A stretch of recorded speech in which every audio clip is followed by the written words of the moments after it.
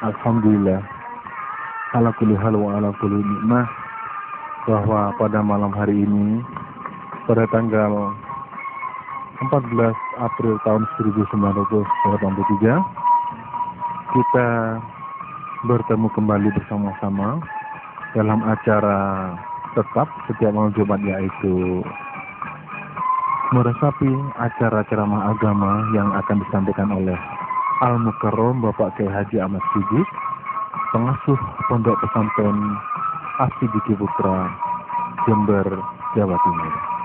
Hadirin, selamat meresapi.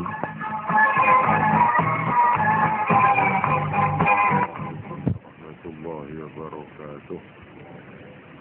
Bismillahirrahmanirrahim. Alhamdulillahirabbil alamin. Wassalatu wassalamu ala asyrafil mursalin Sayyidina Muhammad wa ala alihi washabihi ajma'in. Amma ba'd.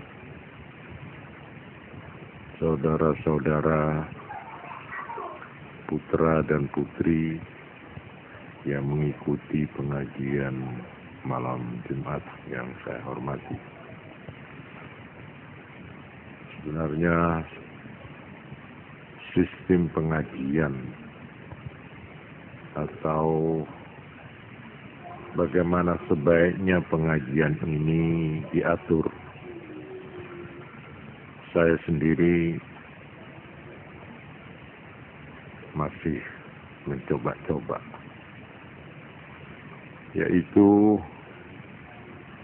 pertama saya dasarkan pada pertanyaan-pertanyaan yang timbul, baik yang dari hadirin di sini maupun dari yang lain, yang kira-kira dengan itu saya bisa mengukur keterangan apa yang diperlukan. Ini pertama. Yang kedua, ada yang sudah menyampaikan saran kepada saya, yaitu untuk mengungkap atau menguraikan hal-hal yang misterius, yang serba gaib, yang katakanlah irrasional, yang tidak terjangkau oleh rasio akal manusia, terutama kehidupan nanti sesudah mati. Ini saya pertimbangkan, saya bolak-balik. Saya masih belum mendapat pengokohan, pendirian atau sikap. Sementara itu saya sudah terlanjur memulai dua kali kalau saya tidak salah, yaitu uraian tentang kehidupan sesudah mati, atau dengan kata lain, perjalanan manusia atau perjalanan hidup manusia selanjutnya sesudah kita hidup di bumi ini, ya entah berapa puluh tahun menurut ajal kepastian kita masing-masing. Tetapi kita ingin tahu sesudah itu apakah masih ada kelanjutan hidup. Nah, kalau ada, bagaimana kelanjutan hidup itu? Saya kebetulan memang orang yang paling getol, paling senang atau paling gigih membicarakan soal ini justru adalah Imam Al-Ghazali, seorang bekas rektor Universitas An-Nizamiyah, satu-satunya universitas di timur waktu itu, yaitu di Baghdad, yang kemudian sesudah beliau itu mencapai puncak keilmuan, baik ilmu agama,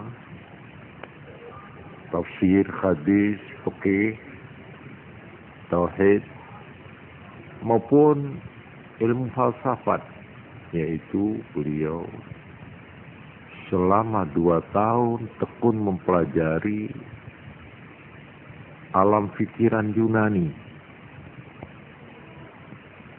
Di samping itu, beliau hidup di zaman di mana aliran-aliran ilmu dan aliran-aliran kerohanian, kebatinan, itu pesat-pesatnya. Sehingga beliau bingung atau kebingungan, atau dibayangi keraguan. Akhirnya beliau bertekad untuk memulai dari permulaan, yaitu dengan jalan mempelajari secara tuntas masing-masing aliran yang terdapat di masyarakat waktu itu, aliran-aliran keilmuan dan aliran-aliran kerohanian. Di samping beliau sendiri sibuk mengajar dan memimpin suatu klub atau suatu majelis ilmu di mana para ulama-ulama Baghdad berkumpul pada waktu-waktu tertentu. Beliaulah yang memimpin majelis itu.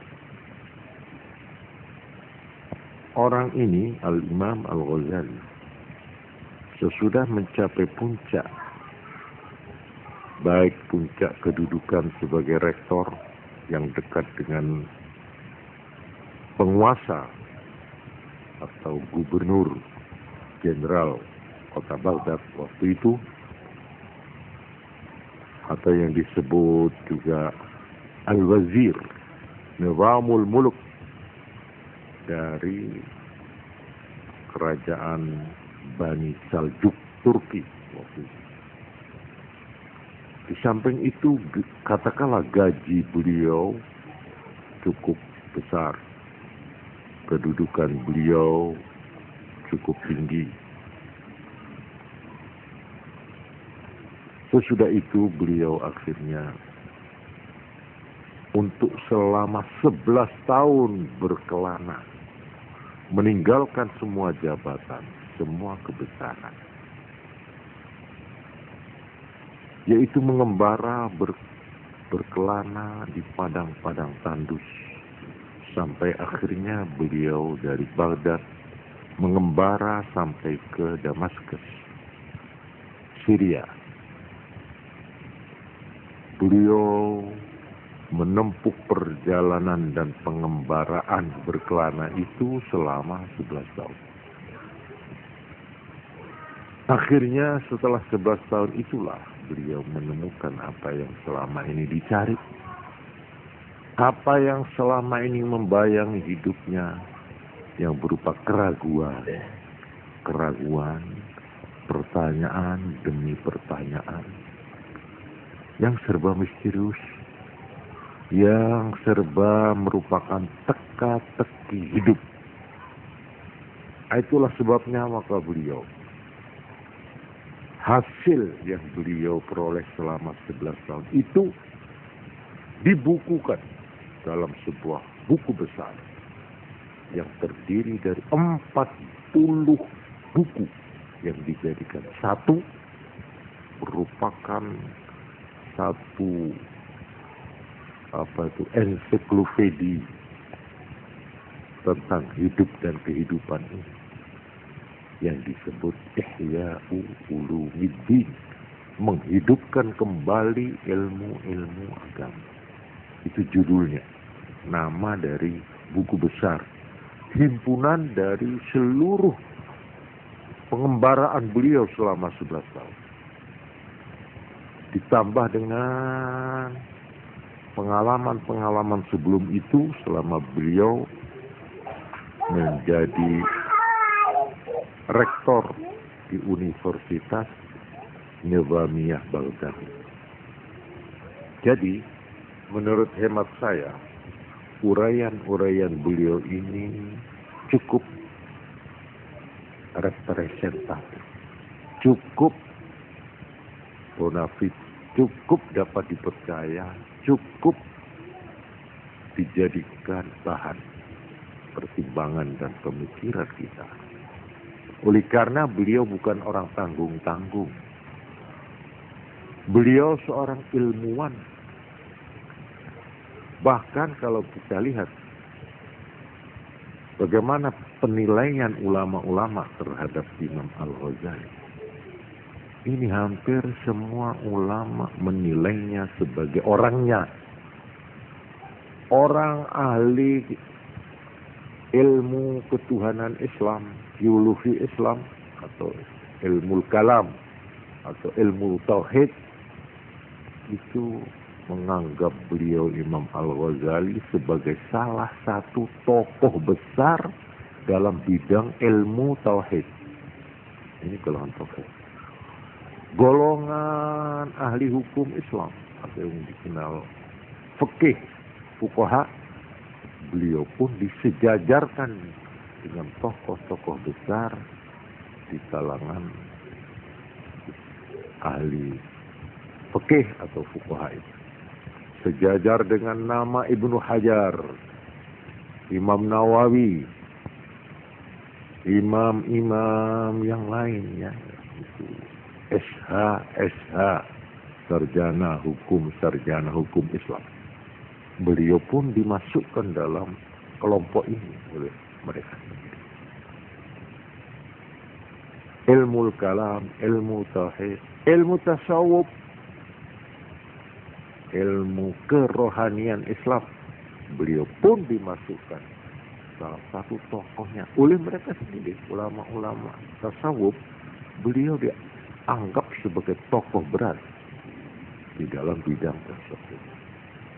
Yang hebat lagi, di kalangan golongan ahli falsafat Islam, filosof Islam, macam Ibnu Sina, Al-Farabi, beliau Imam Ghazali juga dimasukkan salah satu di antara deretan filsuf atau filosof atau ahli falsafat Islam yang terkemuka. Ini beliau. Nah, buku yang besar yang terdiri dari 40 kitab itu dijadikan satu, disebut kitab Ihya. Nah, di sini antara lain saya lihat ada bab pada jilid terakhir, Al-Babus Sabi' fi haqiqatil maut wa ma yalqahu al-mayyitu fil qabri ila nafkhatis sur. Bab yang ke-7 dari kitab yang terakhir menerangkan tentang hakikat mati. Apa itu nyatanya, senyatanya, sejatinya yang namanya mati. Wa ma yalqahul mayyit, dan apa yang akan dihadapi oleh yang disebut mayyit, orang mati, fil qabri, di dalam alam barzah, alam kubur, terus ila nafkhatis sur, sampai ditiupnya sangkakala, yaitu mulai orang itu mati, lalu nanti sesudah beratus-ratus ribu tahun mungkin dibangkitkan kembali, tulang belulangnya yang sudah hancur direkatkan kembali, dipulihkan kembali sehingga utuh, lalu dibangkitkan dari alam, dari kuburannya masing-masing, kemudian mengalami masa yang disebut hari terakhir, al-yaumul akhir, atau disebut hari dibangkitkan dari kubur, disebut yaumul qiyamah, hari kiamat. Kiamat itu artinya berdiri, bangkit dari kubur. Dan dikatakan al-yaumul akhir, hari terakhir, oleh karena inilah hari yang terakhir dari dunia. Sudah itu nggak ada lagi hari. Ditutup lalu kehidupan dunia ini beralih kehidupan yang kekal abadi yang disebut akhirat. Nah, sebelum masuk hari terakhir di dunia, lalu sebelum masuk ke akhirat, ke dunia akhirat, orang ini akan mendengar tiupan sangkakala dari malaikat Israfil. Waktu itu ditiup, maka untuk kedua kalinya seluruh makhluk mengalami kematian. Jadi mati itu akan dialami dua kali. Mati sekarang, pindah ke alam kubur, alam barzakh. Kemudian dibangkitkan dari alam kubur, kita hidup di dalam hari yang namanya hari terakhir atau hari kiamat. Sudah itu mati lagi. Nah, sangkakala ini bahasa yang kita pakai untuk menerjemahkan kata-kata asur. Nah, ini ila nafkhatis sur, sampai ke masa ditiupnya sangkakala, di mana di sana berakhirlah kehidupan kita yang disebut kehidupan yang fana. Itu berakhir sampai ditiupnya sangkakala. Jadi saudara-saudara, kalau melihat ini, kehidupan kita ini panjang sekali. Kita manusia ini sebagai makhluk Tuhan yang termulia, yang dianugerahi kenikmatan yang melimpah-limpah, kita harus bersyukur. Kita ini diberi umur yang terlalu panjang. Kita akan hidup terus mulai sejak sekarang sampai ila nafkhatis sur, sampai ditiupnya sangkakala. Coba bayangkan. Oleh karena itu, orang yang hidup, menghitung hidup itu hanya sampai di bumi ini saja, itu terlalu pendek. Itu tidak sampai 1% dari kehidupan yang masih panjang yang akan ditempuh oleh kita. Oleh karena itu agama memperingatkan, jangan kamu terpaku pada kehidupanmu yang hanya semenit di sini. Kamu masih harus melalui lorong embong yang panjang yang tidak kamu lihat ujungnya. Yang terdiri dari bukan hanya 1 menit. Tidak berjam-jam. Tapi bertahun-tahun, berpuluh, berabad-abad yang masih akan datang. Kamu mestinya jangan hanya memikirkan hari tua waktu pensiun. Itu hari tua itu artinya hanya 1 menit hidup di sini. Tapi yang mesti kamu pikirkan hari depanmu yang jauh, ila nafkhatis sur, sampai ditiupnya sangkakala. Di sana berakhir kehidupan duniawi ini. Sesudah itu barulah kita masuk ke alam baru. Yang alam yang baru nanti itu merupakan alam yang bukan alam fana, tapi alam baqa, alam abadi. Di sana tidak akan mengalami kematian lagi. Di sana tidak mengalami tua lagi. Tetap nom. Dan tidak mengalami kesusahan lagi. Tetap bahagia bagi mereka yang baik perjalanannya selama ini. Yaitu yang disebut alam akhirat.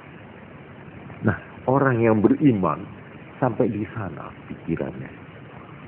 Dia berpikir, dia bercita-cita, dia berangan-angan sampai ke sana, bukan sampai hari tua di sini. Umumnya kita cuma mikir bagaimana besok saya kalau tua pensiun enak, senang, bisa res, bisa tenang, bisa santai, bisa enak.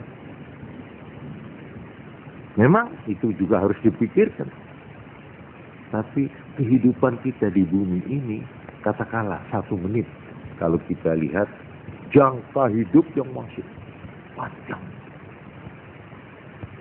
Untuk melihat masa yang akan datang inilah Imam Ghazali bersedia dengan bersusah payah mengumpulkan baik dalil-dalil dari Quran, dari hadis. Sebab kita tidak akan tahu apa yang akan terjadi besok kalau tidak mendapat petunjuk dari yang membuat segala-galanya, pencipta agung, yaitu Tuhan sendiri.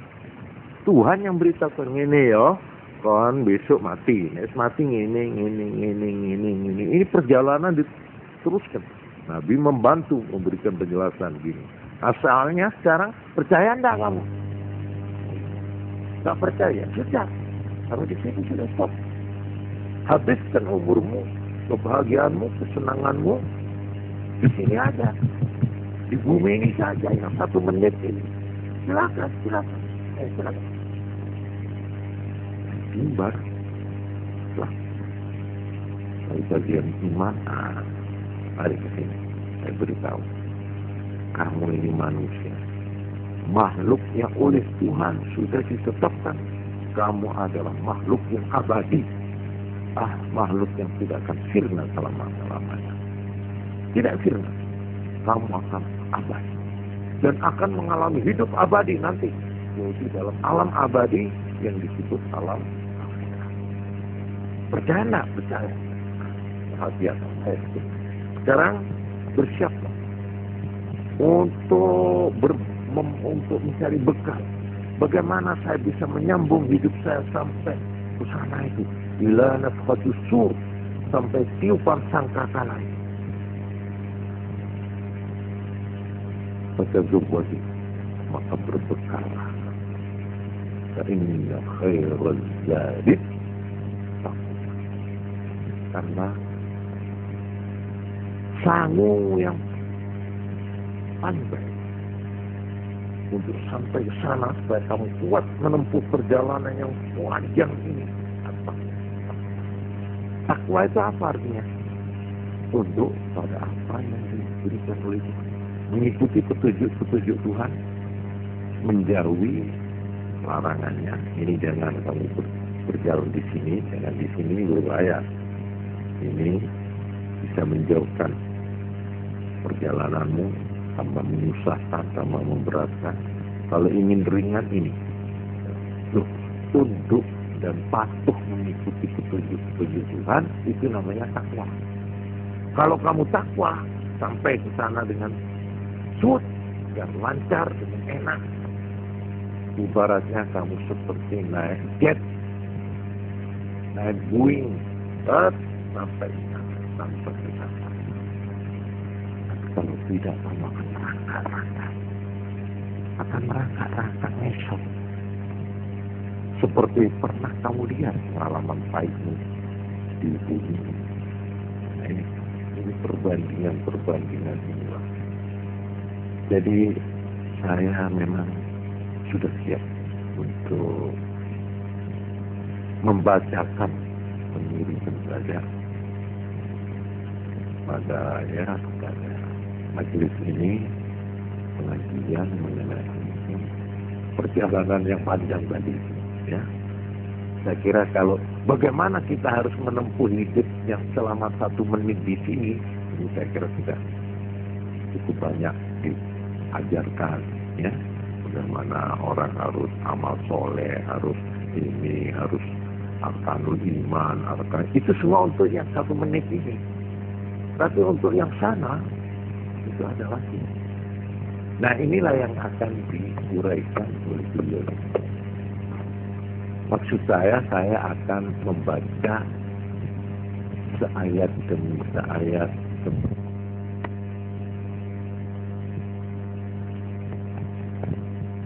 untuk tidak mengemukakan komentar saya, opini saya, pendapat saya, konklusi saya. Pokok saya di sini ini tidak ingin saya ikut sertakan. Saya hanya jadi corong saja. Cuma menirukan saja Setuju tidak setuju, pertimbangkan nanti. Ini uraian beliau Al-Imam Al-Ghazali yang saya katakan tadi, seorang bekas rektor Universitas An-Nizamiyah yang tadi itu sudah saya terangkan itu siapa beliau itu. Ini satu, kalau ada yang mengatakan ya setuju Pak, boleh saya mau mengikuti uraian itu ayat demi ayat, selembar demi selembar, maka ini akan saya pakai. Tetapi samping itu saya sudah terlanjur untuk membuka pintu dan kesempatan bagi yang hadir untuk mengemukakan pertanyaan-pertanyaan. Mungkin pertanyaan itu ada yang menyangkut kehidupan nanti yang akan diuraikan oleh Imam Al-Ghazali. Ini nanti saya gabungkan saja. Tapi kadang-kadang ada pertanyaan yang justru masih berlaku di sini, di bumi ini, kehidupan kita di sini, yang 1 menit ini. Nah, umpamanya seperti ini pertanyaan. Apa sebab setiap orang mati diselamati? Nah, ini soal selamatan ini yang ditanya. Pada hari tertentu, misalnya pada 3 harinya, 7 harinya, 40 harinya, 100 harinya, dan seterusnya. Pertanyaannya itu apakah hanya adat saja ataukah ada hadisnya? Mohon penerangan. Yang kedua juga mengenai soal tahlil. Selalu diperdebatkan, mohon penjelasan. Nah ini kan kalau saya menjawab ini pertanyaannya sederhana. Tapi untuk menjawabnya, ya ini saya kira perlu uraian yang tidak sekedar menjawab, tapi harus sedikitnya mengemukakan dalil-dalil dan bagaimana persoalan ini sangkut pautnya dengan yang lain, ya toh? Lalu yang mana yang harus saya dahulukan malam ini, ya? Apakah menjawab pertanyaannya ini dulu, apakah meneruskan uraian saya yang sudah saya mulai tentang kehidupan sesudah mati? Ini pertanyaan sekalipun ditulis dengan menggunakan nama yang asing buat saya, yaitu Taufik. Saya kira tidak ada yang nama Taufik di sini. Salah, ada. Nah, ya, tapi tidak pantas kalau dia yang tanya. Sebab tulisannya lain ini. Tulisannya kok seperti tulisan wanita. Tapi lalu di bawah ini Taufik, tulisannya kok kaku. Nah, gitu. Jadi ini rupanya nyilih petok. Jadi ya tidak apa-apa lah. Ini rupanya malu-malu kucing yang banyak. Nah, saya sudah berjanji kalau ada pertanyaan, tidak ada penanyanya, saya tidak bersedia menjawab. Iya toh? Nah, sekarang mengaku saja, ada penanyanya enggak ini selain Taufik? Ada? Wah, rupanya dari wanita ini. Menyelip petok sungguh ini. Baiklah, kalau begitu saya untuk malam ini saya mau menerangkan pertanyaan ini. Iya toh? Ya, sudah saya tunda ini pengajian yang sudah berjalan. Tapi ini apakah disetujui saya membaca ini uraian Imam Ghazali, ya? Tapi ya maaf ini kalau nanti saya sudah sampai bercerita meneruskan kelanjutan hidup sesudah mati ini tentu ada cerita-cerita yang saya pernah malam Jumat yang lalu ada komentar itu kok seperti cerita apa namanya yang serem-serem itu. Hah? Horor katanya. Horor. Iya memang betul. Itu memang yang serem, mengerikan ada. Tapi yang menyenangkan, yang menggembirakan juga ada, ya. Kita dengarkan saja apa adanya gitu saja. Komentarnya terserah kita penonton. Nah, gitu. Kita ini penonton film gitu loh. Komentar terserah. Nah, ini adegan-adegan apa yang akan dihadapi oleh setiap manusia ini. Kita senang atau tidak, kita enggan atau mau, ya, mesti kita hadapi. Yaitu mati dan kelanjutan dari mati. Apa ada yang kira-kira tidak mati kira-kira? Kalau merasa tidak mati, saya semua ini merasa tidak akan mati. Karena itu saya senang hidup, ya toh? Tapi saya kira tidak bisa dihindari, mesti mati. Termasuk ya dokternya sendiri mati. Baiklah, sekarang saya mencoba membicarakan pertanyaan ini secara menyeluruh supaya persoalannya menjadi terang, ya. Pertama,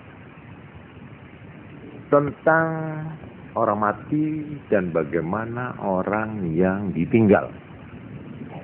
Yang hidup, baik yang kepaten atau orang lain yang melihat ada orang mati. Menurut agama, yaitu Ali bin Mas'ud, saya mau baca data-datanya saja. Radhiyallahu anhu qala Rasulullah sallallahu alaihi wasallam, man azza musaban falahu mislu ajrih. Siapa yang menghibur seorang yang kena musibah, kena malapetaka, maka baginya sama pahalanya. Artinya, menurut agama, orang yang ditimpa kesusahan atau bencana atau apa saja, seperti kepaten, maka kalau dia tabah menerima, kalau dia sabar, dalam arti menerima dengan mental yang kuat dan pasrah kepada Tuhan, ya, dan ridha, Tuhan telah memperlakukan dia begitu, itu dia ridha, rela, dengan mengharapkan dengan ini mudah-mudahan saya termasuk hambanya yang dikasihi oleh dia. Tegasnya saya mengharapkan mendapat ganti imbalannya yang disebut pahala. Kalau begitu, orang yang kena musibah atau bencana dalam bentuk apa saja, dia mendapat pahala. Bukan karena bencananya, tapi karena kesabaran dan ketabahannya. Jadi kalau ada orang sakit atau kebakaran atau ketubruan atau kecelakaan atau kerugian dalam dagang, itu juga termasuk musibah, itulah bencana. Tertipu oleh orang dalam perdagangan sehingga, atau dia menerima cek kosong, namanya ya itu musibah, itu termasuk malapetaka. Nah, sekarang bagaimana mental orang itu? Kalau dia itu sabar. Sabar itu apa? Sabar itu artinya tidak ada shock, tidak ada kegoncangan sehingga dia pingsan, atau dia lalu grogi, atau dia lalu hilang kesadarannya, atau apa itu, tidak normal lagi pikirannya. Nabi bersabda, innamas sabru 'inda as-sadmatil ula. Yang namanya sabar itu justru pada pukulan pertama. Nah, itu yang diuji. Kuat kan enggak? Nah, kalau kuat, maka dia diberi pahala. Pahalanya orang kuat menahan ini, di dalam Quran dikatakan, innama yuwaffas sabiruna ajrahum bighairi hisab.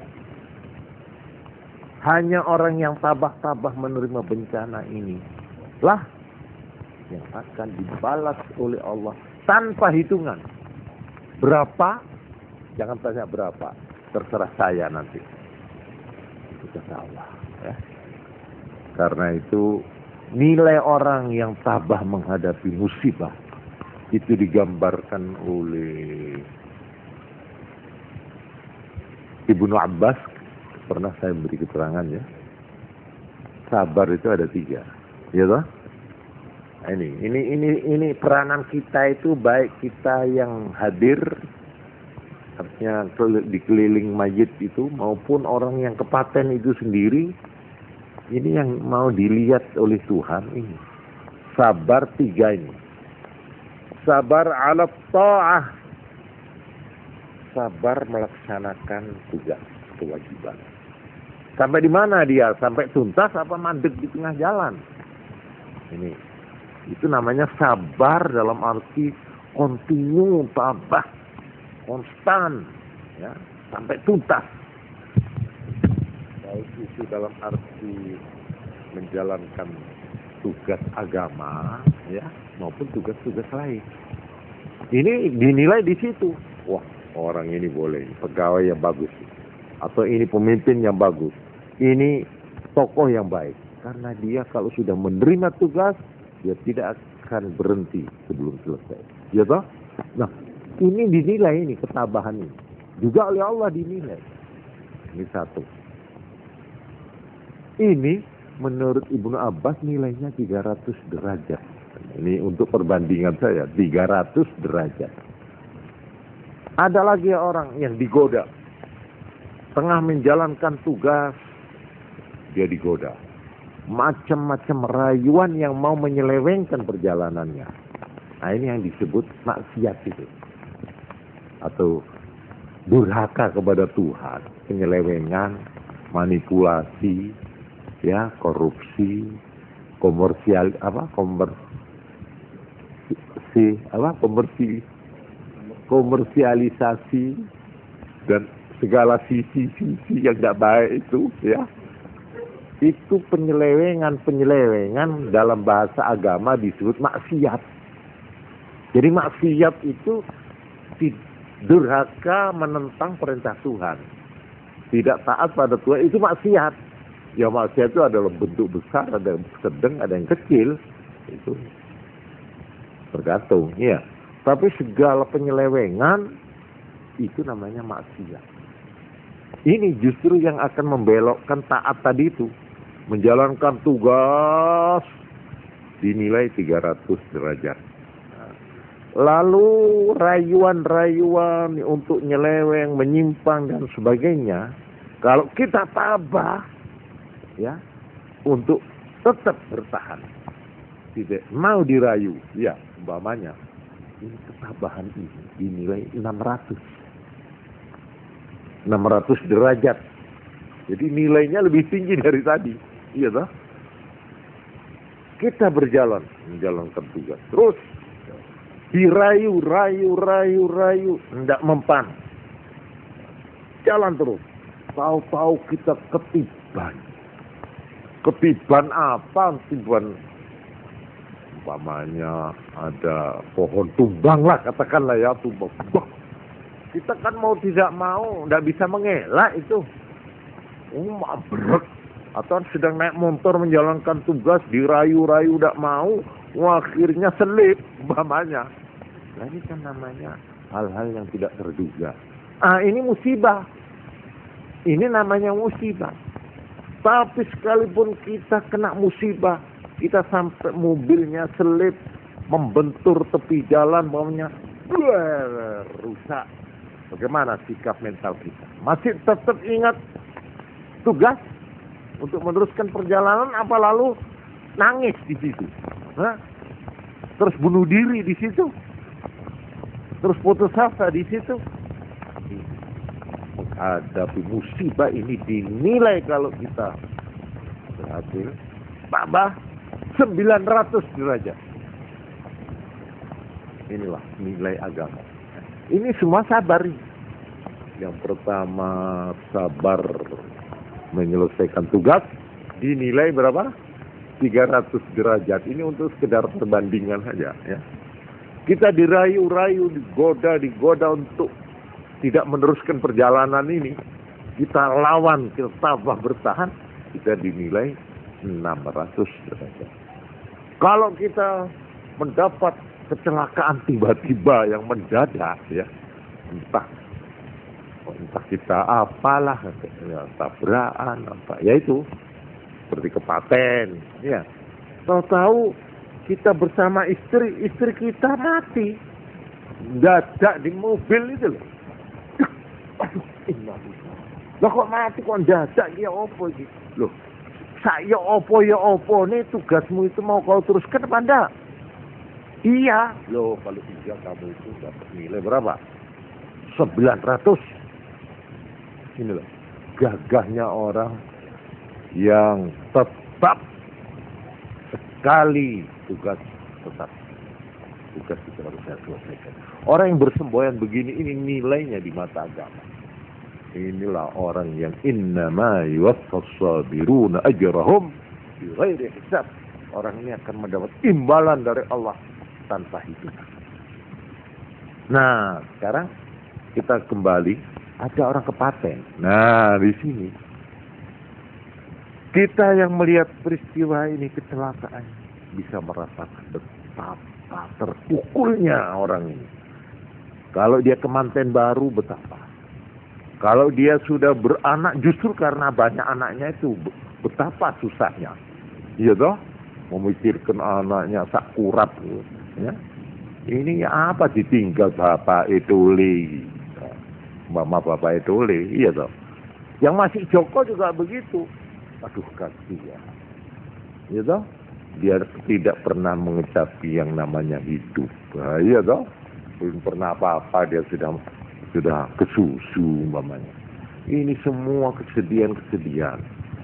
Kita yang melihat, dikatakan siapa yang menghibur orang yang kena bencana, maka kalau berhasil orang itu dan tabah, dipikir seru-seru, sampai umpamanya ya, dihibur, diperkuat hatinya sampai berhasil. Maka orang yang menghibur ini mendapat pahala sama dengan pahalanya orang yang kena musibah itu sendiri. Ini jelas ya. Menghibur ini namanya takziah. Takziah itu nek cara kene ngelayat. Iya, ngelayat atau nyelawat. Ya, takziah. Atau dalam bahasa modern bela sungkawa. Jadi bela sungkawa itu jangan nambahi sedih. Sampai nambahi aduh, kula balik eling kula biyen ditinggal bojo kula niku. Oh, itu dudu takziah iki jenenge. Ini justru yang dilarang.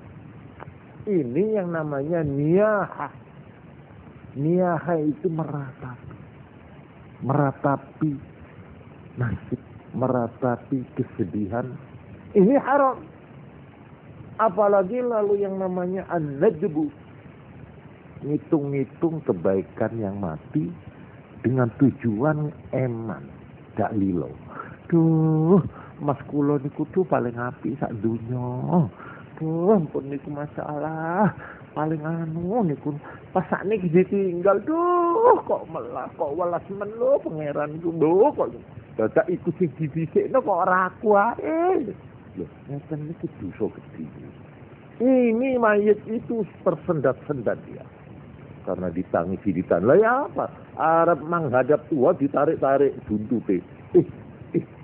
Kan dia kan mau maju, ketarik lagi. Sampai ada orang mau mati. Ya, ini saya melihat sendiri.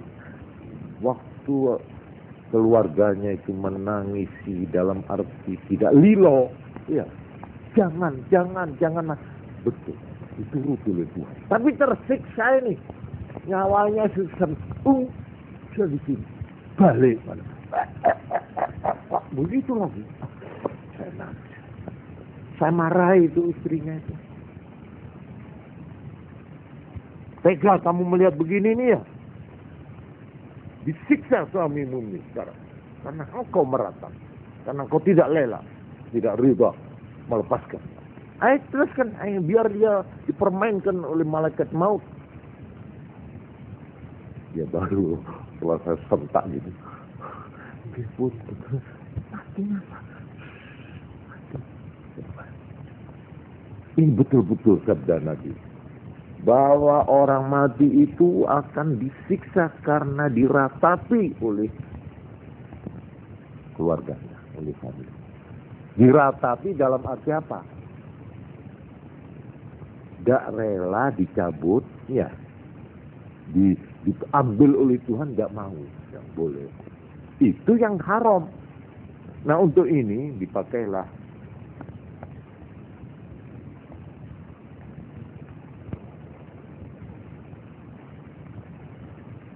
Nah, coba ini saya teruskan dulu tentang hadis-hadis. Bagaimana pahalanya kalau orang takziah meneguhkan hatinya orang yang kena musibah itu, ya.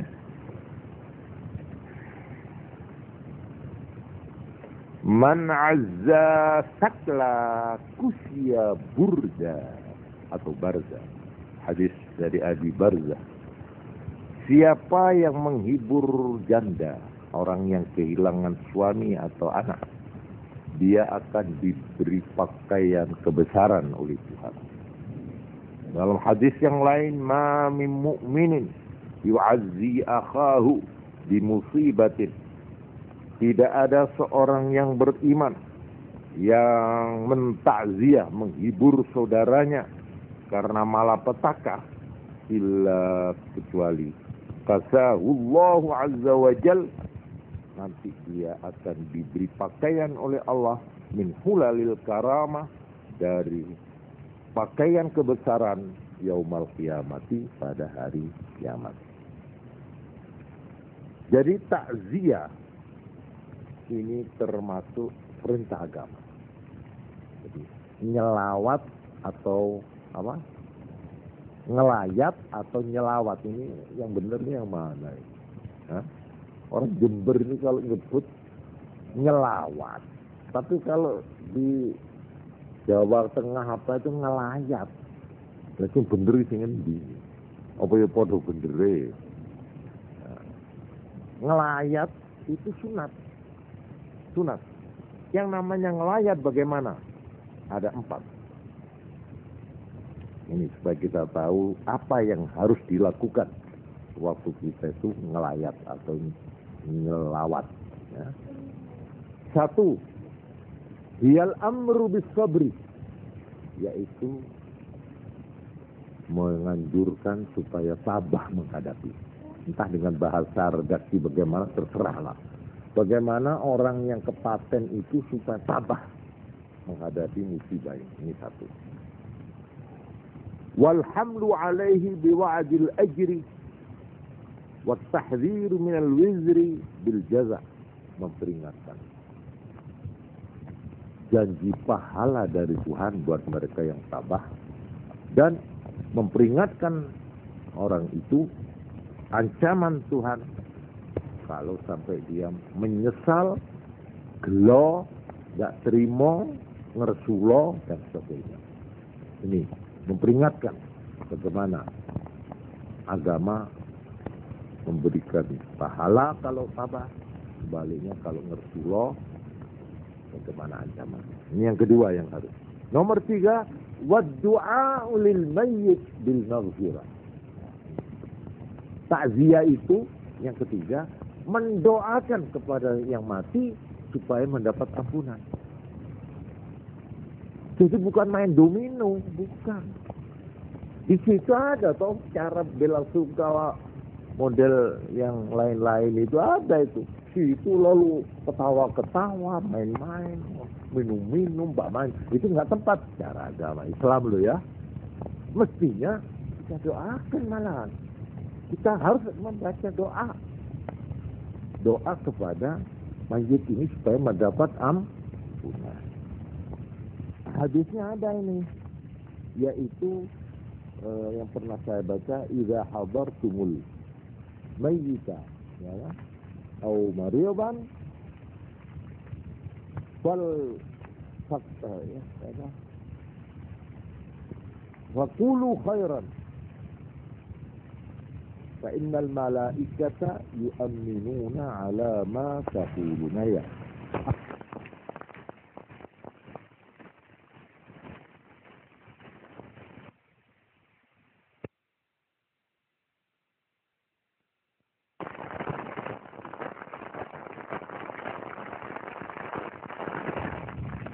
Fa innal malaikata yu'minuna ala ma taquluna ya. An Ummi Salamah. Dadi nek wong layat niku mboten rame-rame. Napa, Mbak? Cuma omong dak karuan. Tambah bingung ki sing kepaten iki.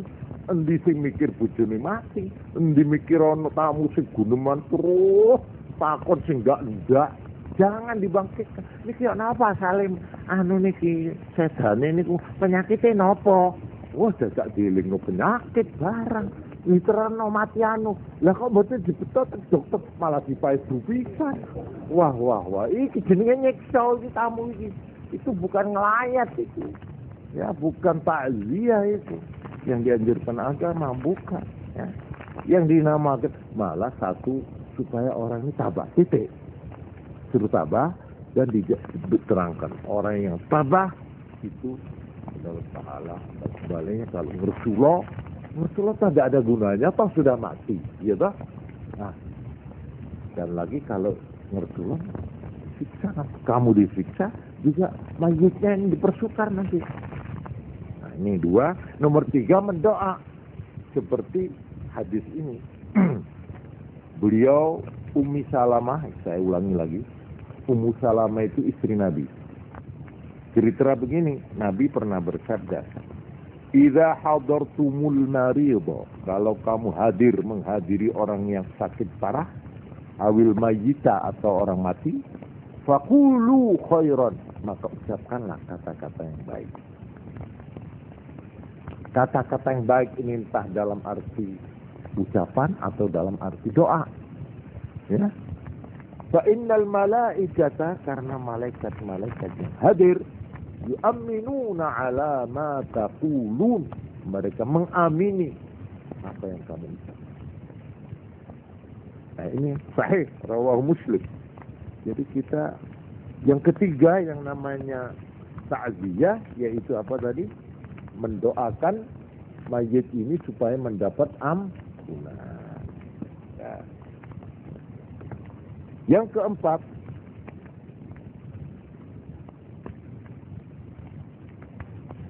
walil hayyi bijabril musibah, mendoakan yang hidup, istrinya atau suaminya yang masih hidup, doakan mudah-mudahan dia dapat imbalan, dapat ganti, dapat perlindungan dari Allah yang lebih baik daripada ketika yang mati itu masih hidup.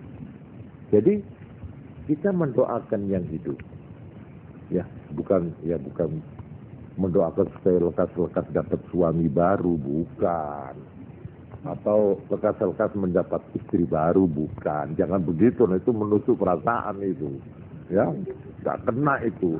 Tapi kita mohon begini, ya Allah, yang dicabut suaminya atau istrinya ini, ya mudah-mudahan olehmu jangan engkau kurangi perlindunganmu, perlayananmu ya terhadap dia.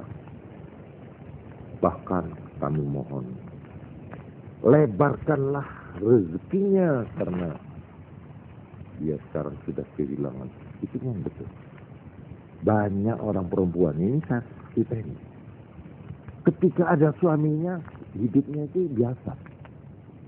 Orang semua khawatir waktu dia ditinggal suaminya, dia akan menderita. Justru sebaliknya, rezekinya dibuka oleh Allah.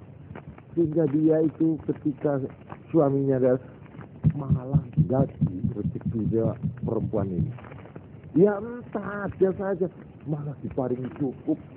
Adik-adiknya itu, anak-anaknya, bisa dikawinkan semua dengan cara yang di luar dugaan. Ini betul, saya berani menjadi saksi. Saya cuma malu mau menyebut siapa-siapa janda yang begitu. Tapi saya banyak itu menakut. Jadi Allah Subhanahu wa taala bukanlah zalim. Tuhan tidak kejam kalau dia mencabut suami orang itu atau istri orang itu. Ada hikmah. Justru ini sendiri merupakan testing ujian iman toh. Nah, inilah jadi saya makalah di sini ada suatu lafal yang secara bahasa Arabnya begini yang perlu diucapkan. Ini boleh diingat-ingat ini ya. Azzamallahu ajrak atau a'zamallahu ajrak. Ini kalau kita berbela sungkawa kepada orang kepaten, a'zamallahu ajrak, mudah-mudahan Allah memberi pahala ibu dengan pahala yang besar. Jadi satu, a'zamallahu ajrak wa ahsana izzaka, dan mudah-mudahan Allah lebih baik menghibur engkau terhadap malapetakamu itu, engkau akan mendapat hiburan dari Allah yang lebih baik. Wa ghafara limayyitik, dan mudah-mudahan Allah mengampuni orang yang matimu, arti mayitmu yang mati. Wa jabara musibatak, dan mudah-mudahan malapetaka atau musibahmu ditempel oleh Tuhan. Ibarat bolongnya ini ditempel oleh Tuhan. Au akhlafa alaik, mudah-mudahan kamu diberi ganti imbalan yang lebih baik. Tapi ya jangan disebut mudah-mudahan dapat suami yang baik, jangan. Yaitu saya sendiri, jangan begitu. Itu dosa itu. Orang susah-susah kok malah diintip-intip. Enggak boleh, itu free kick gitu namanya. Ya. Jadi inilah ucapannya 3 ini ya. Mudah-mudahan engkau mendapat pahala yang besar ya atas musibah ini. Mudah-mudahan Tuhan akan memberikan hiburan, penenang. Mudah-mudahan jenazah atau mayitmu, yaitu suamimu atau anakmu, akan diampuni dosanya oleh Allah. Dan mudah-mudahan malapetakamu ini sekaligus tuntunan agama kalau takziah. Ya kan? Takziah itu hanya dianjurkan sebelum lewat 3 hari sesudah mati. Jadi dari mati itu tidak boleh lewat 3 hari. Itu sunat mendapat pahala. Kita takziah melakukan bela sungkawa itu batasnya berapa? 3 hari. Ini yang baik, sunat. Hari berkabung itu adalah 3. Masih bisa, masih sedih ya. Nah, lebih dari 3 hari makruh. Lebih dari 3 hari kurang baik. Jadi mamanya sudah 1 minggu, ada orang datang. Oh Mbak Yu, sampean kepaten. Iya 1 minggu. Aduh ya. Oh ini membangkit ini.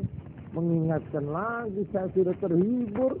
Sampean mewek saya nangis lagi nih. Nah ini malah tidak baik kalau ini. Karena itu diberi batas. Bela sungkawa itu hanya berapa? Ini ada kata-kata 3 hari. Kemudian ada lagi sabda Nabi Muhammad sallallahu alaihi wasallam. Waktu Ja'far ibnu Abi Thalib itu apa namanya? Misananya Kanjeng Nabi gugur. Itu keluarganya dalam keadaan prihatin bela sungkawa. Nabi lalu bersabda kepada sahabat-sahabat, isna'u li ali Ja'far ta'aman. Bikinlah makanan untuk keluarga Ja'far. Faqad ja'ahu ma yashghaluhum, karena telah menimpa mereka yang membuat mereka sibuk, membuat mereka prihatin. Ini hadis Hasanahu Tirmidzi wa Shahhahahu Al-Hakim. Jadi pada waktu keluarga Ja'far itu kepaten, itu tetangga-tetangga dianjuri oleh Nabi supaya mengantarkan makanan ke rumah itu. Karena orang yang kepaten itu sudah tidak sempat untuk memikirkan makannya, ya, memasak-masak dan sebagainya. Jadi inilah asal mula atur-atur itu, ya, adat istiadat yang berlaku. Kalau ada orang mati, ada yang bawa beras, ya kan? Ada yang bawa apa gulung, ada. Ini hadis ini, ya. Ini hadis sahih di mana Nabi menganjurkan kalau letterleknya disuruh bikin masakan yang sudah matang, suruh antarkan pada keluarganya Ja'far yang masih kepaten itu, karena waktu itu keluarganya itu sibuk memikirkan yang mati itu. Nah, maka oleh karena itu, ya, sekarang timbul pertanyaan, bagaimana kalau orang yang kepaten itu sendiri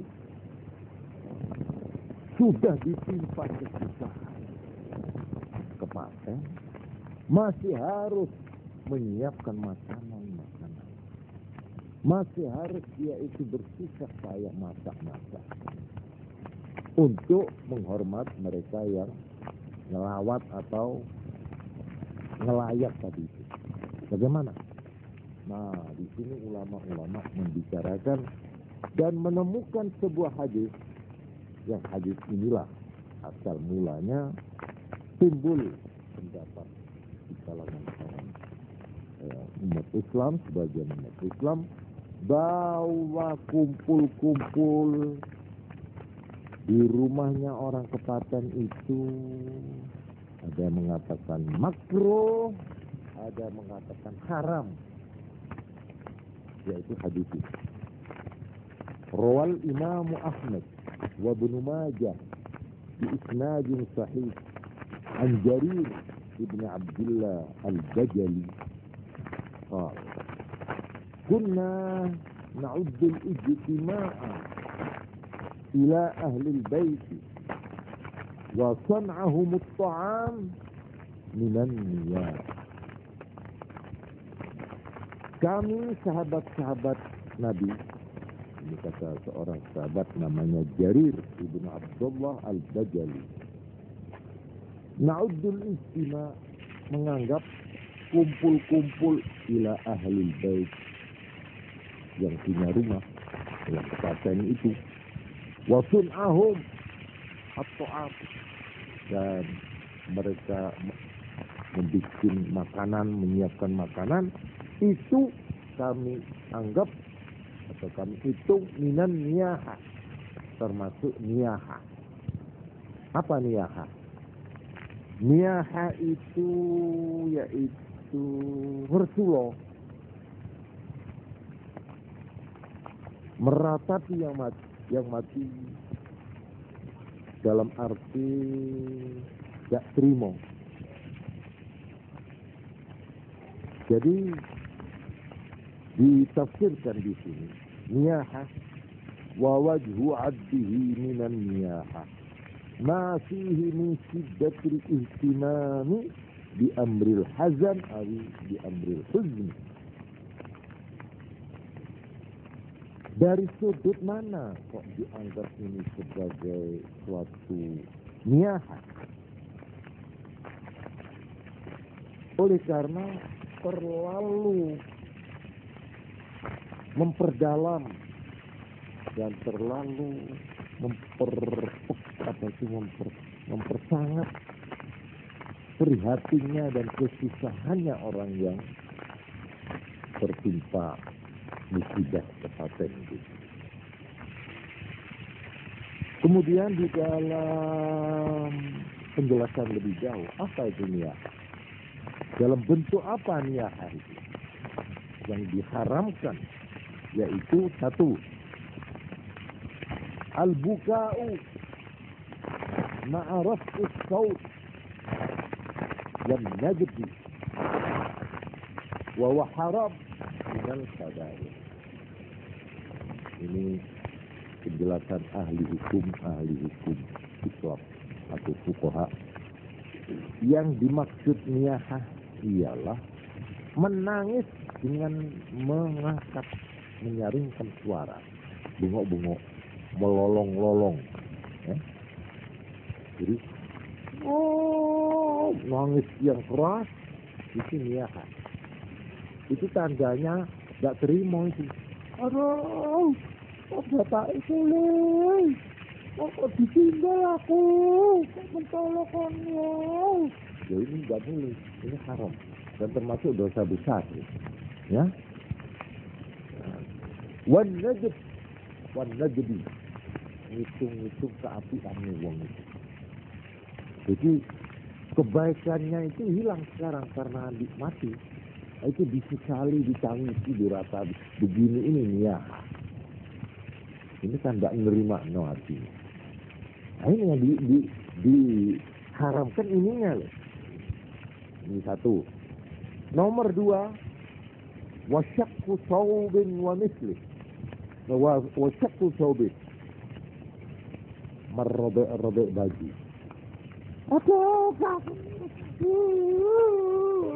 Pamanya itu sambil merobek-robek kudungnya, iya. Atau terus apa?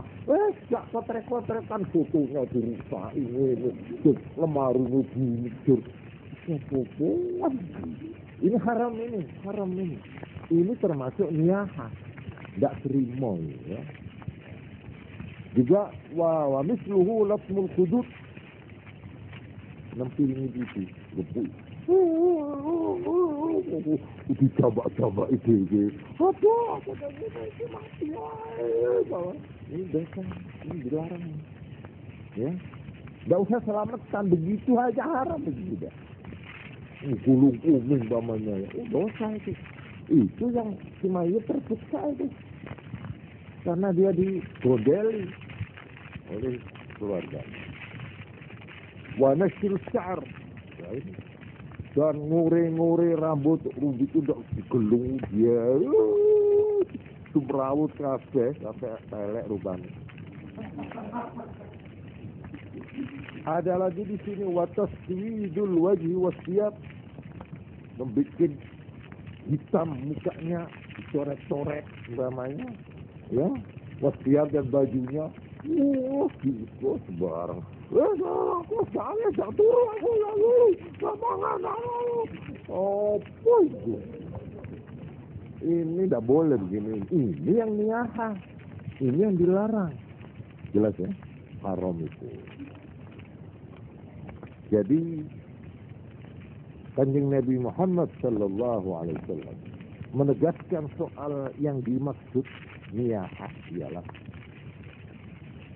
dalam sabdanya, laisa minna, tidak termasuk kita.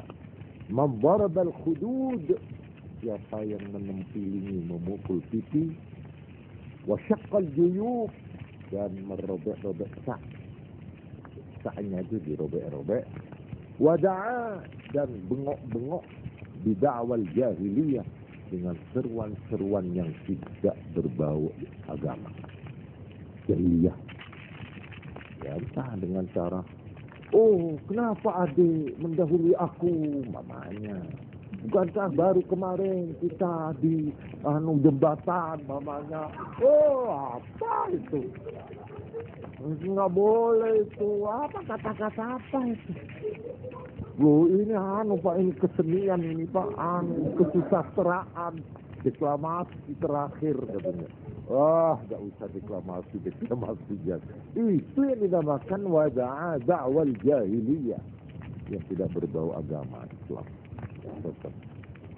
Wa qala sallallahu alaihi wasallam, an-naihatu idza lam tatub, orang yang niyahah, artinya orang yang melolong-lolong, yang nangis-nangis tadi itu, idza lam tatub, apabila dia tidak bertobat, tuqamu yaumal qiyamah, dia akan dibangkitkan di hari kiamat. Wa 'alaiha sirbalun min qatiran, dia akan pakai baju terbuat dari qatiran, wa dar'un min al-jurab, pokoknya dia akan disiksa berbaju aspal yang panas, ya, dan diberi siksaan lah pokoknya orang yang niyahah. Artinya dengan ancaman ini berarti orang yang niyahah itu termasuk dosa besar, bukan haram saja, dosa besar. Orang melolong-lolong ya sampai gulung kuming, mukul-mukul mukanya terus seperti orang edan, itu termasuk dosa besar. Apa maksudnya? Intinya apapun perbuatan yang yunafir ridha bil qada'i wal qadar, yang menunjukkan tidak rela menerima takdir Allah.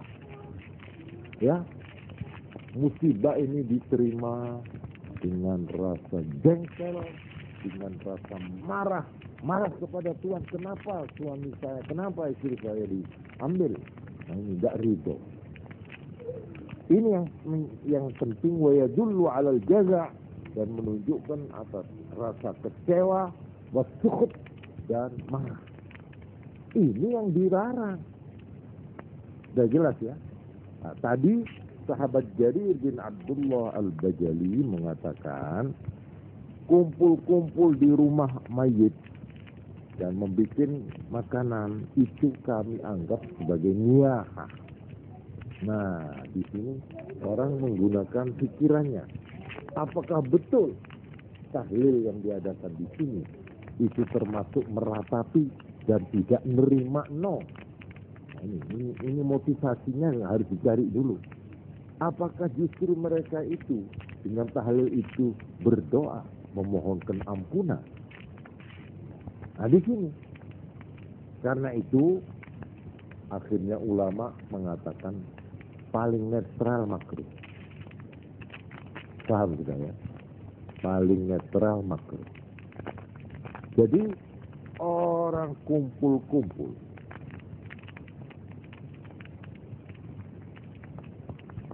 menurut aslinya, qala al-'allamah Ahmad ibn Hajar fi Tuhfatil Muhtaj li Syarhil Minhaj, wa yusannu li jirani ahlihi ayil mayyit tahiyatu ta'amin yusbi'uhum yawmahum wa laylatahum. Disunatkan bagi tetangga-tetangga orang yang kepaten untuk menyediakan makanan yang bisa mengenyangkan orang yang kepaten sehari semalamnya. Jadi sehari semalam itu bagaimana orang yang kepaten itu jangan sampai memikirkan soal masak-memasak, dicukupi oleh tetangga ini. Ini sunat. Karena hadis tadi itu, lil khabari sahih, isna'u bi ali Ja'far ta'aman faqad ja'ahum ma yushghiluhum. Malah dikatakan orang yang kepaten itu supaya dipaksa makan. Sebab mungkin mereka itu diterteri, diberi makanan itu malah malu. Tapi supaya dimakan buat makan itu, ya mungkin karena dia terlalu shock sehingga tidak mau makan, paksa makan supaya dia pulih kembali normal anunya itu, ya. Kalau orang tidak makan kan malah tambah cagar karuan. Ini aslinya ini. Nah, lalu di sini beliau mengatakan wa ma'atiga, dan apa yang dibiasakan. Tapi kalau orang yang niyahah wa yahrumu tahyi'atuhu linnaihat bi annahu i'anatun ala ma'siyah. Kalau yang punya yang kepaten itu melolong-lolong, meratap-ratap, bengak-bengok, tidak terima, kok kenengwe makanan haram. Yang memberi makanan haram. Sebab ini nulungi, wah tambah kuat dia melolong-lolong. Kalau diberi makan, oh tambah jati. Nah itu. Jadi biar kalau dia sudah tenang, sudah reda, ibarat kopi itu sudah ngenep. Nah, habis mengisor kabeh, lake. Kenapa mbak? Gitu. Itu wonten seperti itu wonten berkersane ini kalau sing adang. Kan biasa di sini. Yang adang itu siapa? Apa namanya? Tidak toh, tetangga toh, pinggir si bawang apa ya, itu kebiasaan di sini. Itu cocok dengan ini, sunat, ya membantu. Jangan dibebankan pada uangnya yang punya. Jangan. Jadi di tugas sana berat. Jangan urunan, gotong royong. Nah ini yang harus dihidupkan ini. Jadi ini artinya meringankan bukan, ya kan? Tapi kalau kita yang kepaten di jalui ini ada biaya. Biayanya cuma berapa? 100.000. Wah. Ini aku mikir malahan di sini dikatakan. Kalau uang mayit, kalau mayit itu punya utang, lalu hartanya peninggalannya itu lalu diambil untuk selamanya, haram. Karena utang harus didahulukan.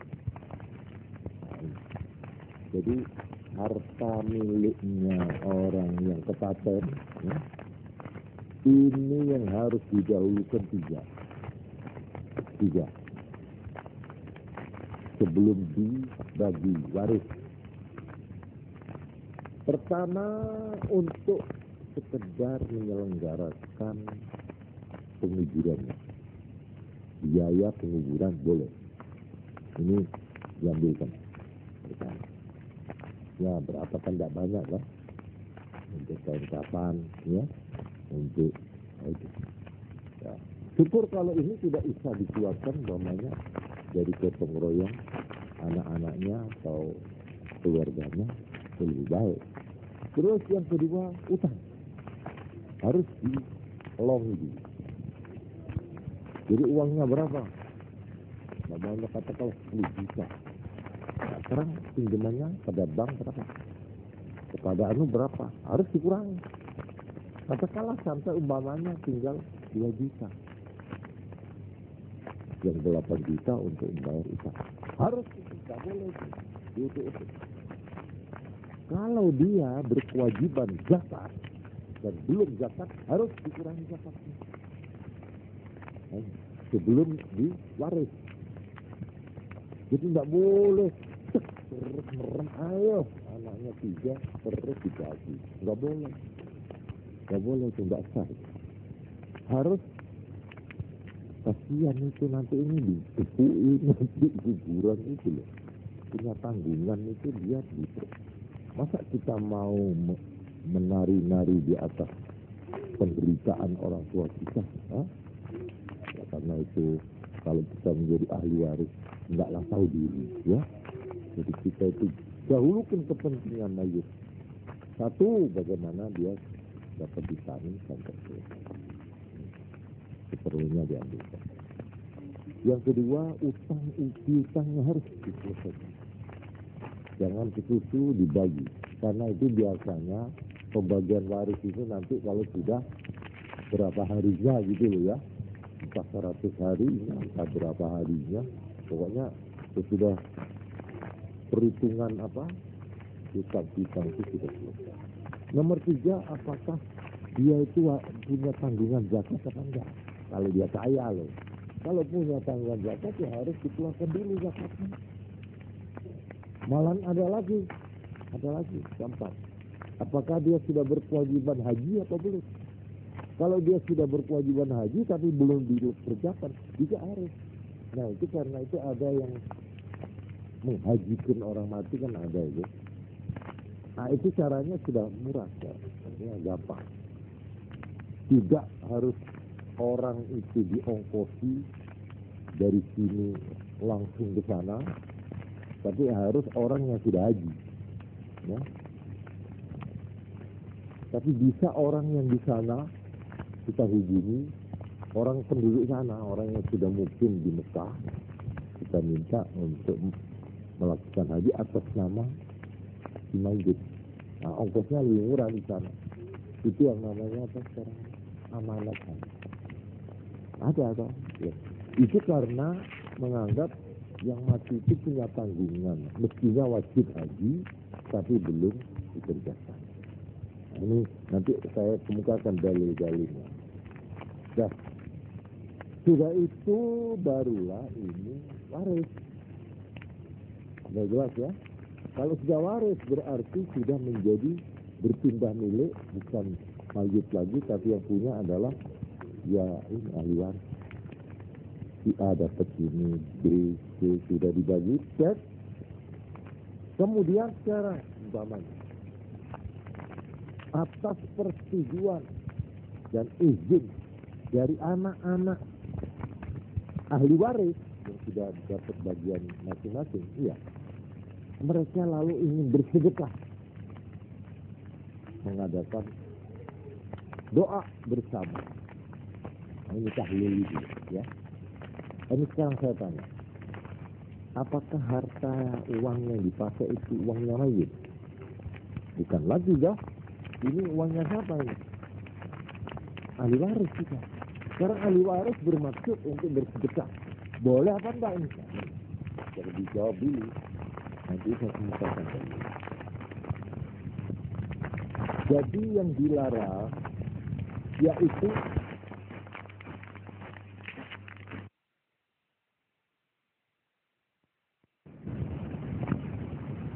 apabila selamatan itu menambah beban yang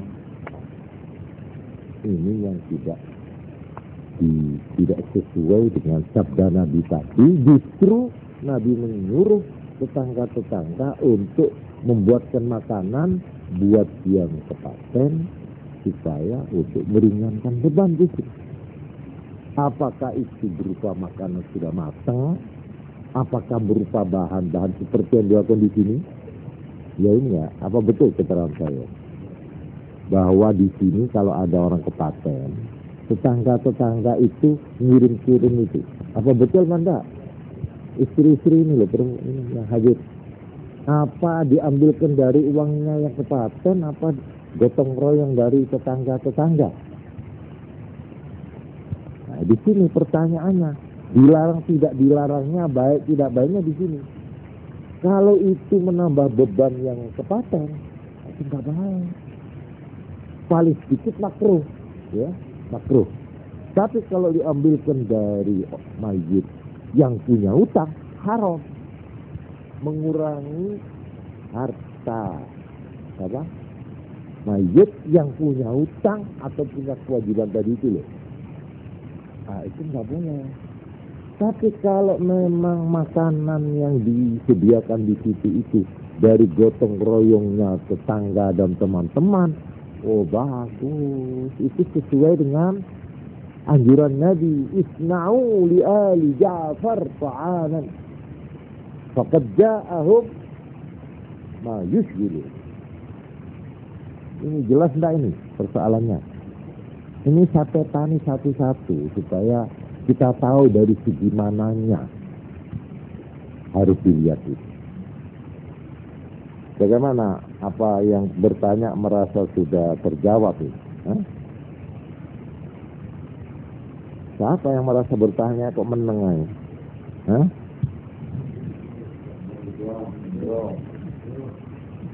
Ya apa? Nah, sekarang saya bertanya kepada hadirin, apakah orang bertahlil titik beratnya itu apa? Nah ini kita harus teropong dulu. Jangan kita melihat persoalan itu secara letterlek, secara lahiriah, secara kulit. Orang kumpul-kumpul, orang kumpul dan kumpul itu ada macam-macam. Kalau kumpulnya di situ meraung-raung, melolong-lolong, meratap-ratap, lalu diperintahkan ada acara nangis. Loh apa nih? Masya Allah nih, saya jangan dikira bohong ini. Ada orang luar ini kalau saat ada nih kur nangisnya ada. Malah pakaiannya diatur begitu rupa, anak-anak buahnya itu ponakannya apa dengan pakaian begini, iya toh? Diikat kepalanya terus ini. Masa nangis bikin gitu. Itu nggak boleh itu. Nggak boleh. Tapi sekarang saya tanya, orang tahlilan itu apa tidak ada acara nangis bersama? Ada? Tidak ada dong? Tidak ada. Yang ada apa? Baca Yasin, gitu? Terus la ilaha illallah, kan gitu. Nah, sekarang kita nanti selidiki satu-satu nih, bagaimana hukumnya baca Yasin, bagaimana hukumnya baca la ilaha illallah. Terus doa, Allahumma amin, amin, amin. Sudah selesai, keluar hidangan. Nah, sekarang hidangan dari siapa ini? Entah 100-nya, apa 40-nya, apa berapa ribunya, tidak tahu lah saya. Tapi ini dari siapa? Ini yang dulu, ya. Apakah dari anak-anaknya? Apakah dari istrinya? Ya, kenapa kok sampean menyuguh sedekah? Saya ingin bersedekah untuk yang mati. Saya yang mengeluarkan sedekah, pahalanya biar dia dapat. Kalau begitu, lain lagi persoalan. Paham saudara-saudara? Hah? Ini harus diselidiki satu persatu dulu, jangan dikejauhi ya. Wah itu sunat atau itu haram, itu bid'ah, itu baik. Nanti dulu dilihat dulu bagaimana ini. Ini supaya kita itu objektif, ya, di dalam menghadapi masalah begini. Memang ada orang yang tidak senang tahlil, semboyannya cuma satu. Janganlah membuat melarat orang, jangan menambahi melarat orang yang sudah melarat. Ada itu, iya toh? Janganlah orang yang sudah memikul beban ditambahi beban. Ada enggak itu ucapan? Nah, itu logis itu. Oke, betul. Cuma sekarang maksud sampean dan begitu apa? Hantem kromo. Semua orang yang selamatan itu begitu. Nah, nanti dulu, gitu. Oleh karena itu, marilah kita membenahi masalah ini secara tenang. Ya. Gunakanlah apa pegangannya. Nah, untuk ini, saya minta maaf ini. Saya terpaksa tidak bisa meneruskan atau menuntaskan keterangan malam ini. Ya. Saya akan mengemukakan minggu depan. Bagaimana dan apa yang dilakukan orang ketika melakukan tahlil dan apa dalilnya, baik Quran maupun hadis. Ini saya janjikan malam Jumat yang akan datang. Dan terpaksa acara itu tadi yang pertama itu, yaitu untuk kitabnya Imam Ghazali tadi itu loh, yang untuk kelanjutan hidup nanti itu saya terpaksa ya tunda dulu. Sebab ini belum selesai jawaban ini. Saya memang mengatakan ini pertanyaannya sederhana sekali, tapi oleh karena masalahnya ini saya anggap masalah yang perlu difahami terutama oleh angkatan muda, oleh generasi muda, ya, maka perlu ini dijelaskan secara agak terperinci sedikit, ya, supaya kita itu jangan termasuk di dalam firman Allah, wala taqfu ma laysa laka bihi ilm inna as-sam'a wal basara wal fu'ada kullu ulaika kana anhu mas'ula. Ini satu ayat yang berlaku. Wala taqfu, jangan kamu mengikuti ma laysa laka bihi ilm, apa-apa yang kamu tidak punya pengetahuan tentang itu. Kamu tidak ngerti lor kidul, ikut-ikut toh, tidak boleh. Jangan kamu mengikuti sesuatu yang kamu belum mengerti. Inna sama karena pendengaran, wal basara penglihatan, wal fuad pikiran, hati. Itu masing-masing akan ditanya, akan dimintai pertanggungjawabannya. Jadi seorang Islam tidak boleh melakukan sesuatu, apalagi mengenai agama, yang orang itu belum tahu, lika-likunya belum tahu, bagaimana itu hukumnya, bagaimana keterangannya, nggak boleh. Apalagi buat orang-orang yang mengerti. Kita ini bukan termasuk ya setengah awam lah kita ini ya. Kita bukan orang yang termasuk tingkat tinggi, tapi juga bukan tingkat terendah.